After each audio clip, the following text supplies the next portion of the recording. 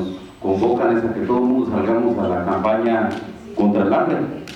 pero cuando se plantea claramente qué está detrás de los responsables del hambre, bueno, pues ahí ya es otra cosa. No es lo mismo decir, no importa quién lo hace ni por qué lo hace, sino lo importante es que tú terminas colaborando con eso. Entonces allí ya hay una perversión de las cosas, porque entonces se extravía de manera muy precisa al enemigo, al que está generando esto, y nos coloca en una ruta de complacencia frente a eso, y nos asume como si nosotros fuéramos responsables de las cosas. El responsable no es el currículo, sino el problema es que tú no recuperas tu libertad de cátedra dentro del aula, porque tú dentro del aula puedes transformar. Y entonces eso que nos dicen, esa tesis postmodernista, pues prácticamente nos coloca en una ruta de hacernos nosotros culpables y no reconocer que hay una base material, una base ideológica, una base política que nos condiciona de múltiples maneras y que no nos permite en todo caso una libertad verdadera, y que esa libertad que se proclama desde el postmodernismo al final de cuentas termina siendo parte de una doble cárcel. Entonces creo que allí esa parte fue explicado, debatida de manera muy amplia. Nosotros ayer o en estos debates también hemos planteado que no vemos mal, de hecho compartimos en mucho tesis de Freire y de otros compañeros de la teología de la liberación, en tanto compartimos el mismo lugar en el campo de la lucha contra el enemigo principal y demás, pero también sí somos muy precisos en términos de lo que de la teología, de la liberación, de la pedagogía de la praxis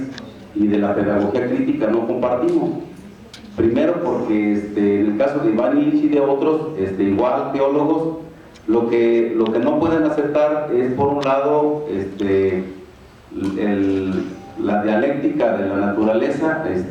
o el materialismo dialéctico, porque obviamente llevarlo hasta sus últimas consecuencias implicaría encontrar otras causas del origen del universo, del origen de las galaxias, de los planetas, de la vida, etcétera, porque ellos tienen que reservar como teólogos un margen para la creación sobrenatural, y es un punto donde no va a haber coincidencia con ellos, por mucho que sean teólogos de la liberación. Igualmente no comparten de completo el asunto del materialismo histórico en la parte de todo el desarrollo humano, pues, porque obviamente ellos tienen que reservar el punto teológico de el origen del hombre desde una creación sobrenatural. Entonces en esos puntos nosotros no podemos tener,